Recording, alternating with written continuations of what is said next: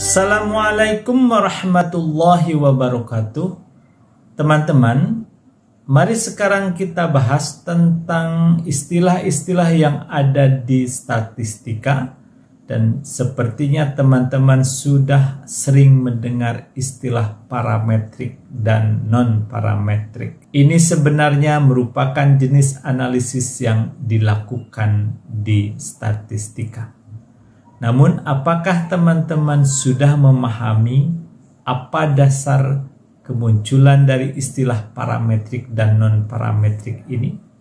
Lalu, apa bedanya? Apa persamaannya? Mari kita bahas bersama-sama.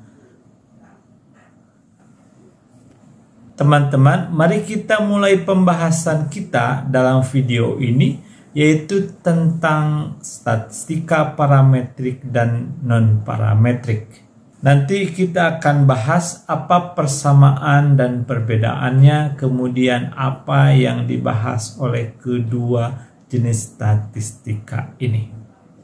Sebelum kita mulai lebih lanjut tentang jenis-jenis statistika tersebut, mari kita ingat kembali bahwasannya statistika adalah ilmu pengetahuan yang mempelajari tentang cara-cara kita melakukan perencanaan, pengumpulan, pengolahan, penyajian, penganalisisan, dan pengambilan kesimpulan terkait dengan data. Jadi statistika ini akan berpijak kepada data yang dijadikan sebagai objek utama dalam implementasi keilmuannya. Lalu kalau ada istilah parametrik, kemudian non-parametrik, sebenarnya apa yang menjadi dasar perbedaan ini? Mari teman-teman kita lihat dulu ilustrasi berikut. Misal kita memiliki populasi, katakanlah penduduk di sebuah kota yang jumlahnya adalah 25.065 orang. Kalau kita memiliki sumber daya dan kemampuan yang cukup untuk dapat mengukur semua unit yang ada di populasi, berarti dari mulai penduduk yang pertama, penduduk yang kedua, sampai dengan penduduk yang ke 25.065 tersebut, kita dapat ukur berat badannya semua. Dan akhirnya kita peroleh rata-rata berat badan penduduk di kota tersebut adalah 57,25 kg. Ini adalah nilai sebenarnya dari kumpulan atau unit-unit yang ada di populasi seluruhnya. Karena nilai sebenarnya, maka kita istilahkan 57,25 kg ini sebagai sebuah parameter. Namun pada kenyataannya, sangat banyak hambatan ataupun keterbatasan sumber daya yang kita miliki, sehingga kita tidak akan mampu mengukur seluruh unit yang ada di populasi tersebut. Sebagai jalan keluarnya, kita melakukan sampling. Sebagian unit di populasi kita ambil dan kita sebut sebagai sampel. Misalkan kita peroleh sampel dengan ukuran N sama dengan 75. Perhatikan penulisan N besar di populasi dan N kecil di sampel. Ini adalah hal yang umum dipergunakan. Kalau kita peroleh hasil dari unit yang ada di sampel tersebut, katakanlah sebesar 58,50 kg, maka inilah yang akan menjadi fokus kita dalam pembedaan antara parametrik dan non-parametrik. Jadi dasar yang dijadikan sebagai analisis kita dalam statistika parametrik dan non-parametrik adalah data statistik. Jadi sekali lagi kita tegaskan, yang menjadi dasar pembeda antara statistika parametrik dan statistika non-parametrik adalah data yang kita peroleh dari sampel. Dan ini akan kita kaitkan dengan model distribusi peluang yang dimiliki oleh data sampel tersebut. Dalam bagian lain ada bahasan khusus tentang distribusi peluang. Namun demikian, data yang kita miliki akan memiliki distribusi peluang. Dan distribusi peluang ini merupakan ciri ataupun indikasi yang menunjukkan bagaimana pola atau perilaku data sampel yang kita miliki dalam fungsinya mewakili atau sebagai representasi dari populasi.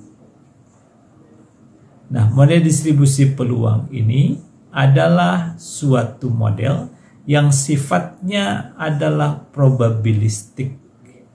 Berbeda dengan model deterministik yang ada di matematik, maka model probabilistiklah yang menjadi ciri dari statistika dan menunjukkan ada unsur ataupun ada ciri khusus bahwa pola ataupun perilaku data yang kita miliki ini menunjukkan ada unsur ketidakpastiannya. Ini yang akan menjadi titik tolak nanti dalam pemisahan antara statistika parametrik dan non-parametrik. Sebelum kita lanjutkan, kalau kita berbicara model distribusi peluang, pada dasarnya itu ada distribusi peluang diskrit, ada distribusi peluang kontinu. Beberapa contoh distribusi peluang di diskrit ada Bernoulli, ada binomial negatif atau Pascal, ada distribusi geometrik, ada distribusi multinomial, ada distribusi hipergeometrik, ada distribusi Poisson, ada distribusi uniform discrete. Di kontinu ada uniform kontinu, ada eksponensial, ada beta, ada gamma, ada Cauchy, ada Weibull, ada C kuadrat, ada distribusi log normal, ada distribusi normal, ada distribusi T student. Dan ini baru beberapa saja, masih ada beberapa yang lain, dan saya hanya ingin menunjukkan contoh saja bahwa data sampel yang kita miliki mungkin akan mengikuti salah satu distribusi peluang tersebut. Jadi balik lagi teman-teman ke ilustrasi tadi. Jadi kalau nanti teman-teman mengukur unit-unit yang ada di sampel dan akan diperoleh angka sebesar misalnya 58,50 kg, inilah yang disebut sebagai statistik. Statistik ini yang akan digunakan sebagai alat untuk menaksir parameter tadi. Karena pada dasarnya parameter itu sangat susah untuk diperoleh atau diketahui, maka salah satu alternatif yang bisa dipergunakan adalah kita melakukan penaksiran dengan menggunakan statistik yang diperoleh dari data sampel. Jadi teman-teman, berdasarkan data sampel inilah kita akan menentukan apakah kita nanti harus mempergunakan analisis statistika parametrik atau non-parametrik. Kalau kita kembali lagi, jadi yang kita fokuskan adalah data sampel, bukan data populasi. Karena ingat, kalau data populasi yang dihasilkan adalah parameter. Kalau sudah parameter yang diperoleh, berarti kita sudah mengetahui nilai sebenarnya yang ada di populasi tersebut. Tidak ada lagi bahasan yang harus dilakukan karena sudah jelas. Tidak perlu penaksiran, tidak perlu estimasi ataupun pengujian hipotesis.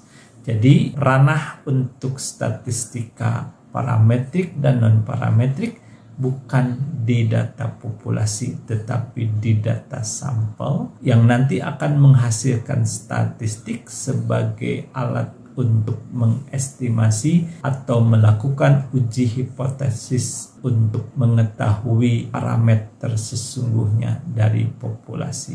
Nah, jadi sekali lagi bahwa parametrik dan non-parametrik ini akan muncul ketika kita melakukan estimasi ataupun pengujian hipotesis.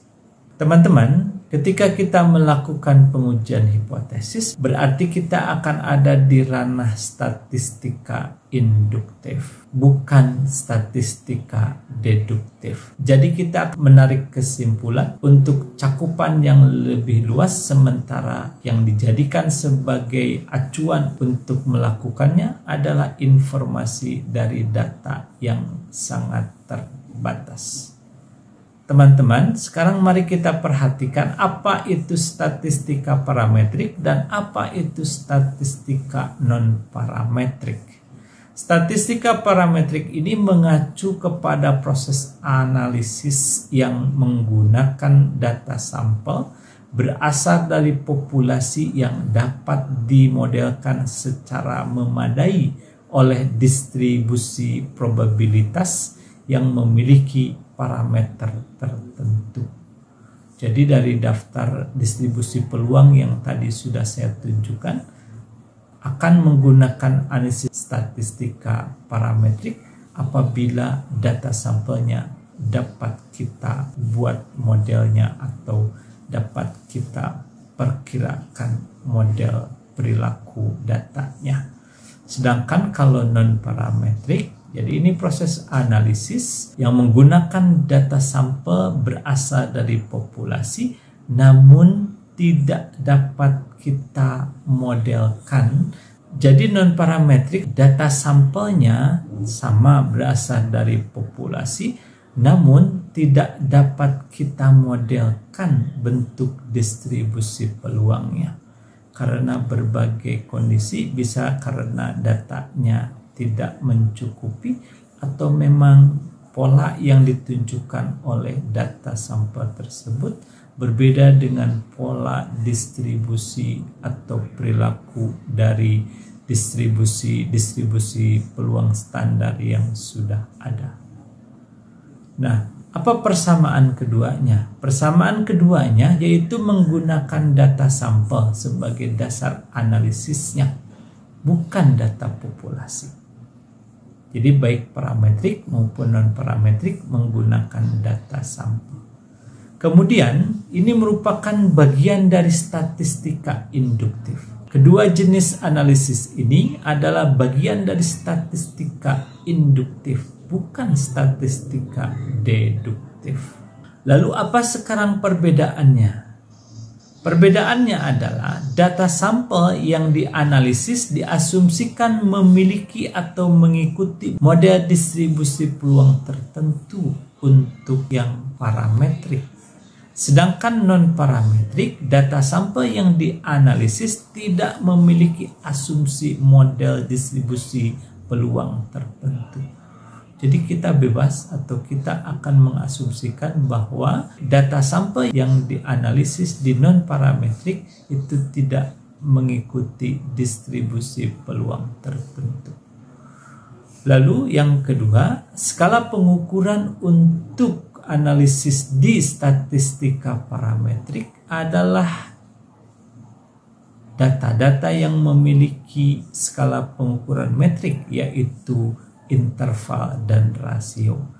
Sebaliknya, di non-parametrik adalah data-data yang skala pengukurannya non-metrik, yaitu nominal atau ordinal. Jumlah data relatif besar itu adalah untuk analisis statistika parametrik. Sebaliknya, untuk non-parametrik relatif kecil jumlah datanya.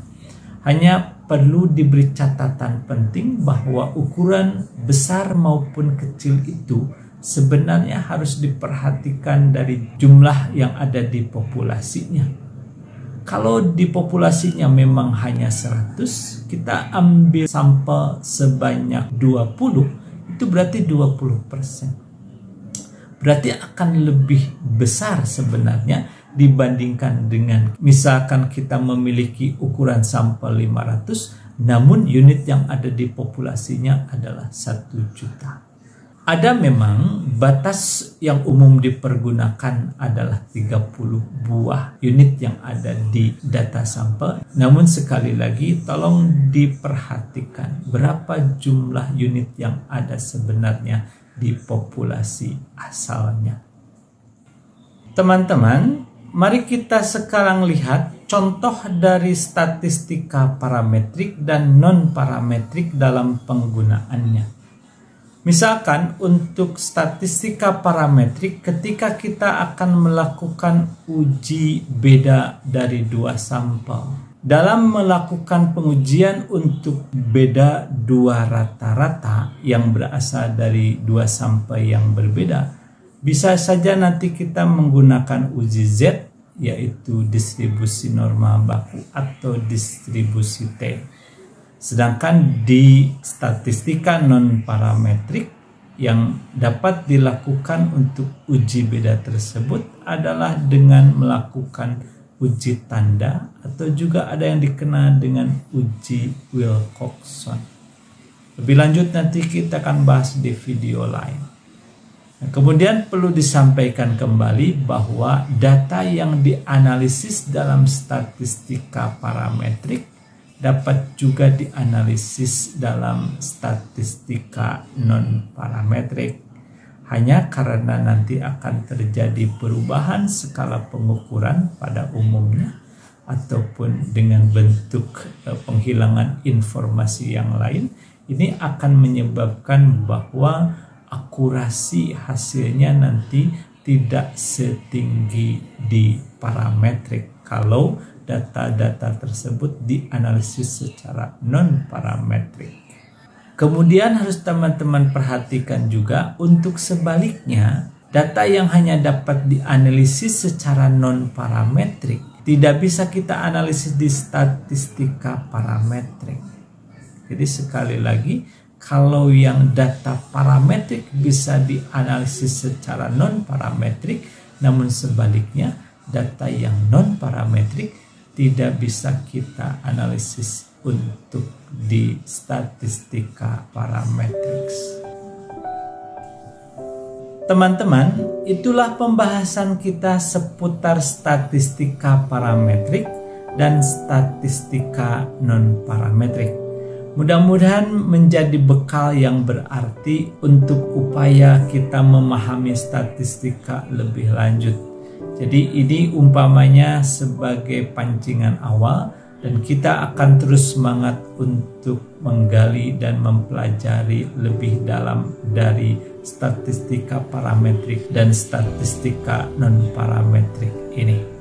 Di video-video lain kita akan bahas lebih rinci contoh-contoh dari masing-masing statistika parametrik dan statistika non-parametrik ini.